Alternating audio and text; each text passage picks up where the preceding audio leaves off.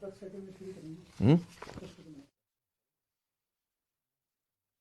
है, चलो करो, चालू करो।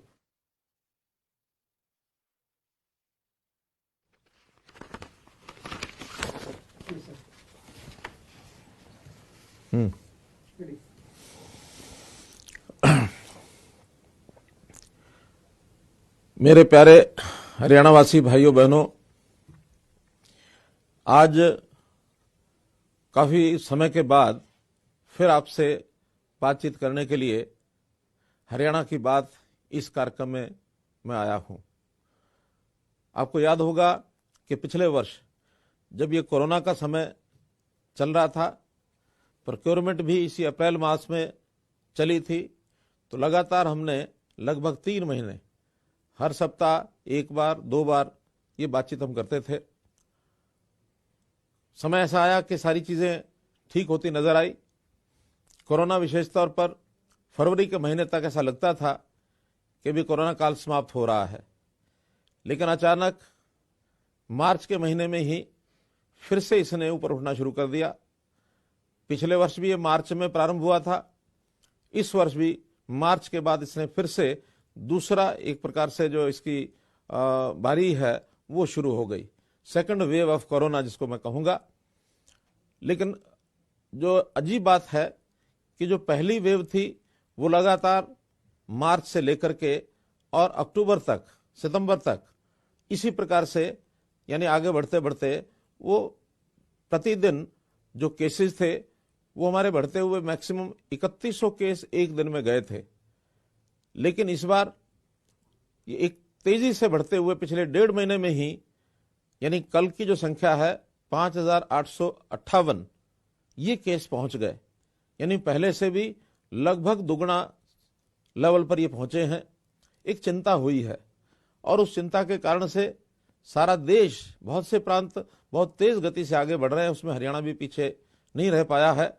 हमारा पड़ोस का प्रदेश चाहे पंजाब हो, चाहे चंडीगढ़ हो, दिल्ली हो, उत्तर प्रदेश हो, राजस्थान हो, सभी इस तेज गति से आगे बढ़ रहे हैं।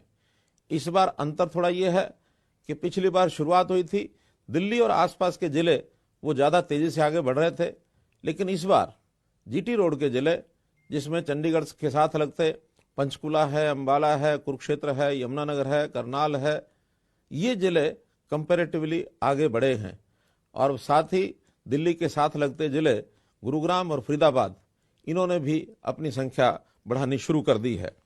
हालांकि बाकी प्रांतों की तुलना में हमारा रिकवरी रेट, जो एक समय तो ऐसा था कि 98%, 98% तक रिकवरी रेट हो गया था, लेकिन अभी घट करके 90% तक आ गया है। बहुत प्रदेश हमारे से पीछे हैं, लेकिन दूसरे प्रदेशों की तुलना का विषय नहीं है। हम चाहते हैं कि कोरोना हमारे यहाँ बिल्कुल नहीं आना चाहिए, आया है तो जल्दी से जल्दी जाना चाहिए।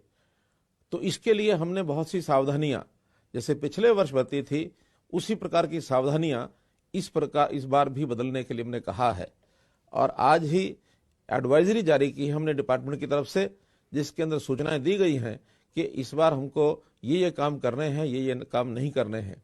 पिछली बार चूंकि नया अनुभव था तो उसमें थोड़ा पैनिक ये थोड़ा ज्यादा हो गया था, और पैनिक होते हुए लोगों ने अपने व्यवसाय, यानी हालांकि लॉकडाउन के समय हमने अपेक्षा की थी कि सब बाजार बंद करें, सभी उद्योग भी बंद होने चाहिए, और उसका दुष्परिणाम ये हुआ था कि बहुत से मजदूर वो पलायन करके अपने अपने घरों में दूसरे प्रदेशों में जाने लग गए थे।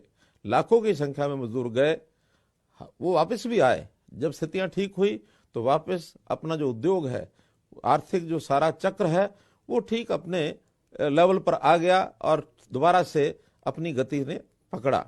इस बार हम सावधानी बरत रहे हैं कि उस प्रकार का पैनिक न हो, और पैनिक होने का कारण इसलिए भी नहीं है कि एक अनुभव ऐसा बता रहा है कि कोविड का जो भी मरीज है उसका निश्चित एक क्रम बना है कि वो 14 दिन से और 20 दिन के अंदर अंदर ये समाप्त हो जाता है, ठीक हो जाता है।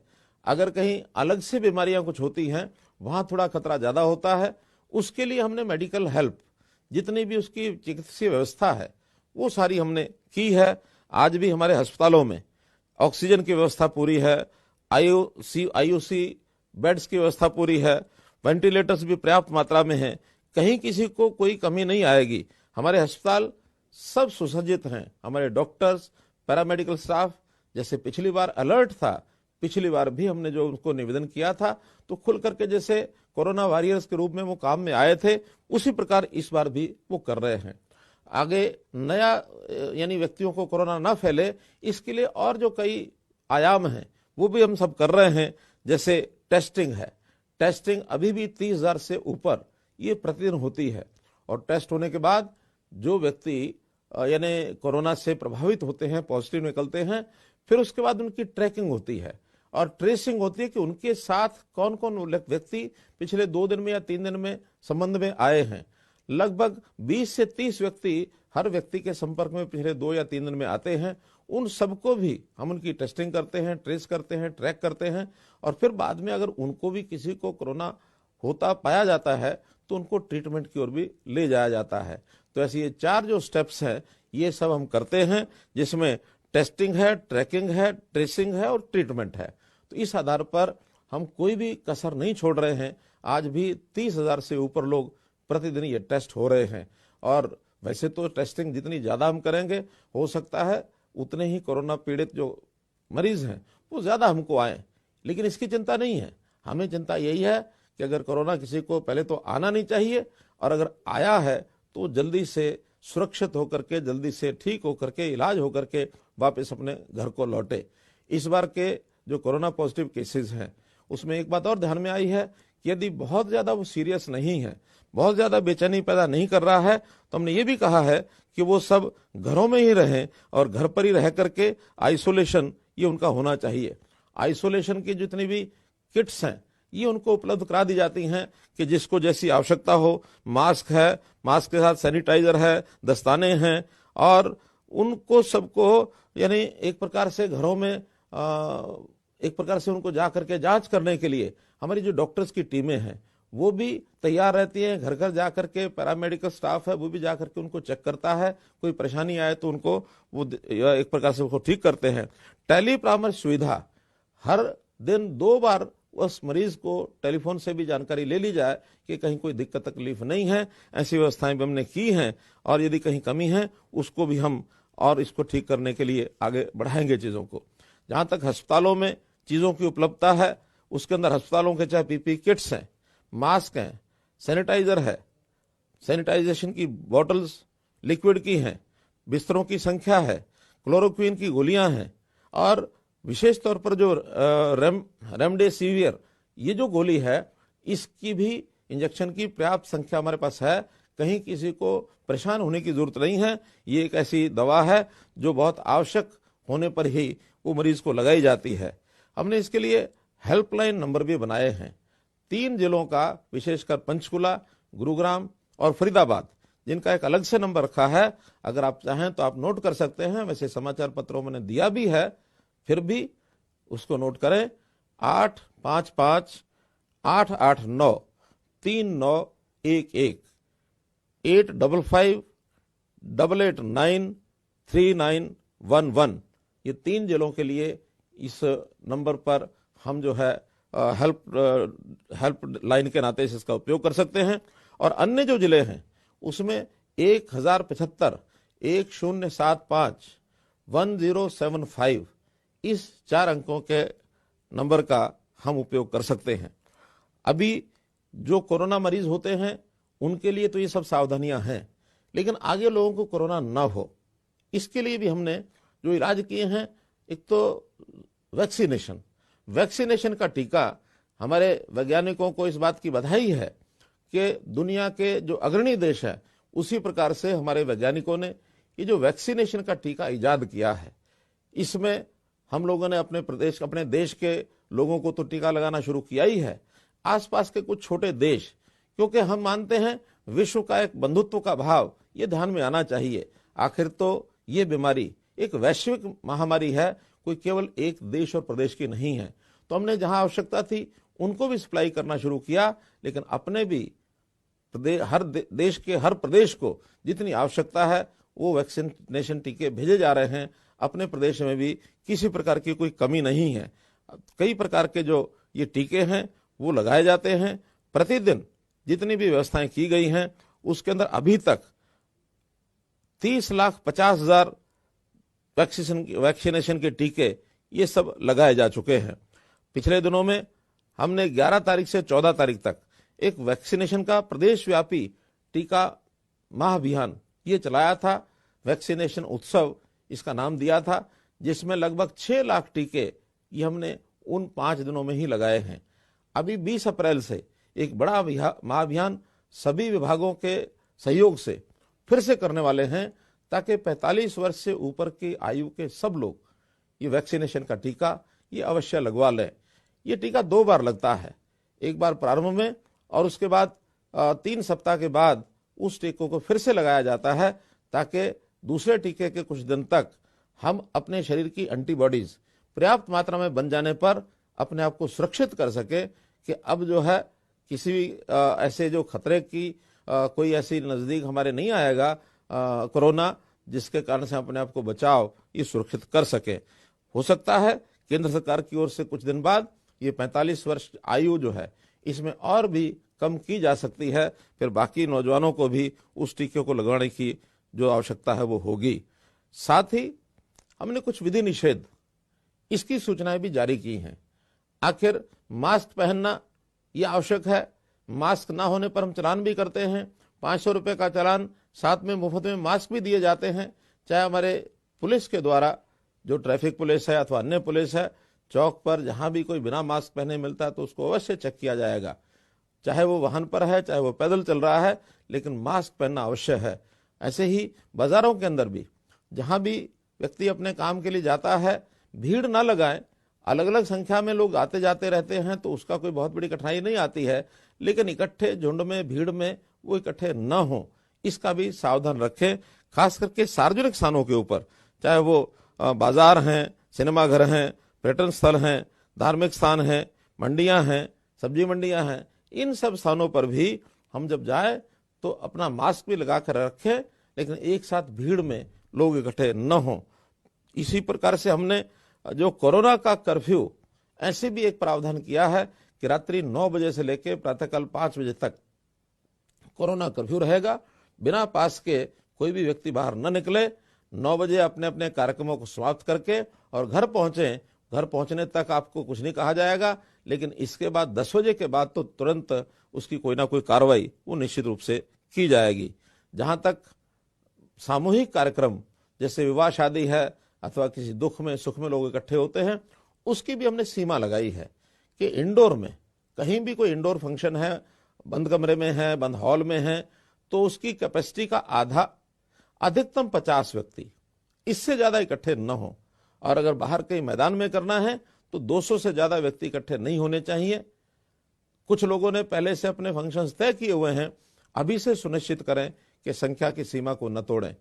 अच्छा हो कि ये सारे जितने कार्यक्रम हैं इनको रात्रि की बजाय अगर हम दिन में इनका उपयोग यानी इसको करेंगे कार्यक्रम का आयोजन, तो ज्यादा लाभ रहेगा।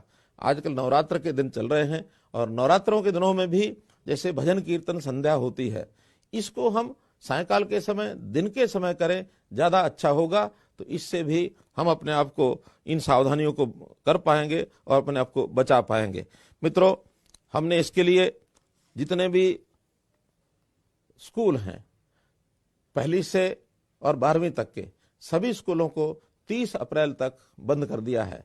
और न केवल स्कूल बंद किए हैं, बल्कि अभी जो इसी सप्ताह 10वीं की परीक्षाएं होने वाली थी, उन परीक्षाओं को रद्द कर दिया है। अब वो परीक्षाएं नहीं होंगी, बल्कि उनका मूल्यांकन अलग प्रकार से करके उनको अगली कक्षाओं में कर दिया जाएगा।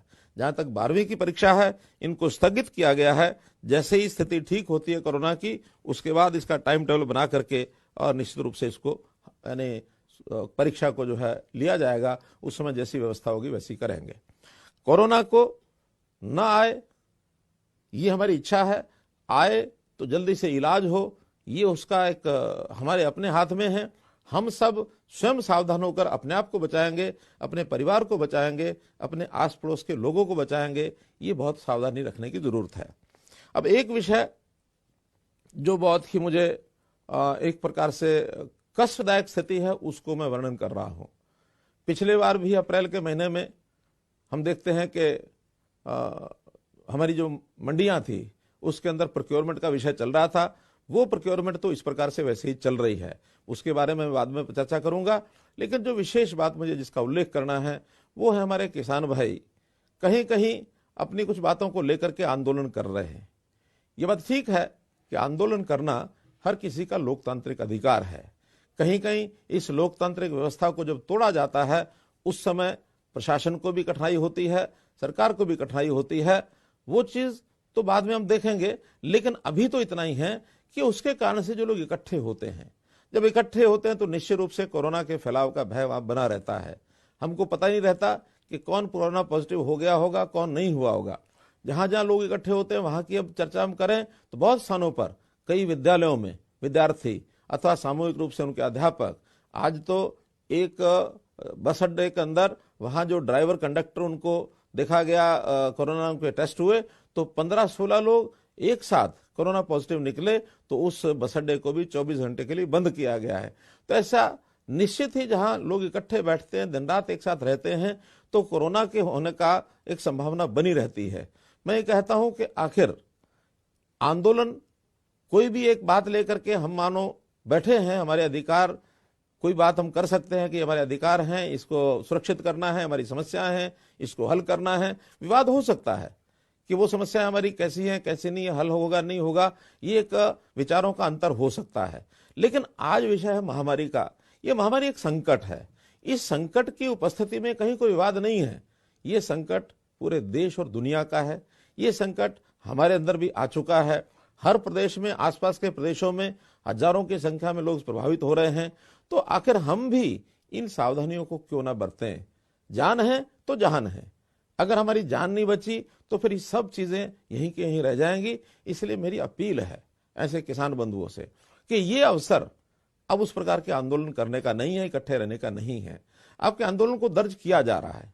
मैं तो यहां तक कहूंगा कि अगर कोरोना न हो, दोबारा से भी आपको इसी स्थिति में ऐसे ही आकर आंदोलन करना, हमको कोई आपत्ति नहीं है। लोकतांत्रिक व्यवस्था बनाए रखनी चाहिए। लोकतंत्र जैसा हमारे अधिकार है, ऐसे दूसरों का भी लोकतंत्र का अधिकार है। तो हम किसी दूसरे के कष्ट का भी कारण न बने। तो मैं तो यही चाहूंगा कि हम लोग आज इस आंदोलन को यहीं समाप्त करें, अपने अपने स्थानों पर जाएं, अपने परिवार की भी चिंता करें, अपनी भी चिंता करें, अपने समाज की भी चिंता करें। कोरोना हुआ है तो उसका इलाज कराएं। कोरोना आगे फैले नहीं तो उसकी सारी व्यवस्थाएं जो प्रबंध बताए हैं वो सब प्रबंध करें। ये एक बहुत बड़ा एक मानव के प्रति जो उपकार है वो हम सबका होगा। तो हम सब सावधान यदि रहेंगे तो निश्चित रूप से ही ये एक काम जो हमारा दायित्व बनता है, सबका सामूहिक दायित्व, उसको हम जरूर कर पाएंगे। जहां तक मंडियों में इस समय प्रोक्योरमेंट की बात है, प्रोक्योरमेंट पिछले वर्ष भी कोरोना के समय में ही हुई थी और ठीक प्रकार से सारी व्यवस्था हमने की थी। बाजारों में भी हमने मास्क उपलब्ध कराए थे, सैनिटाइजर उपलब्ध कराए थे और सब लोग दूरी बना करके रखें, ऐसे काम सबने किए थे। और मंडियों के परचेज सेंटर ये हमने अलग से बनाए थे, बड़ी संख्या में बनाए थे। इस बार भी हम वो सब कर रहे हैं। हमारी प्रोक्योरमेंट में इस समय आधे से ज्यादा अनाज जो है वो मंडियों में आ चुका है, लगभग 60%। 80 लाख मीट्रिक टन ये अनाज आना है। 50 लाख मीट्रिक टन ये अभी तक आज तक आ चुका है, जिसमें से 40 लाख मीट्रिक टन इसकी एक प्रकार से खरीद की जा चुकी है और 25 लाख मीट्रिक टन लगभग उसका उठान भी हो चुका है।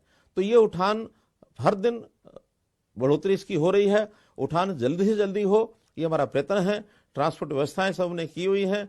डिप्टी कमिश्नर्स को पूरे अधिकार दिए हुए हैं कि ट्रांसपोर्टर्स को यदि माल उठाने में दिक्कत आती है अलग से व्यवस्थाएं करें, लेकिन मंडियों में अनाज रखा न रह जाए, क्योंकि अनाज जो है वो खुले आकाश के नीचे रखा है।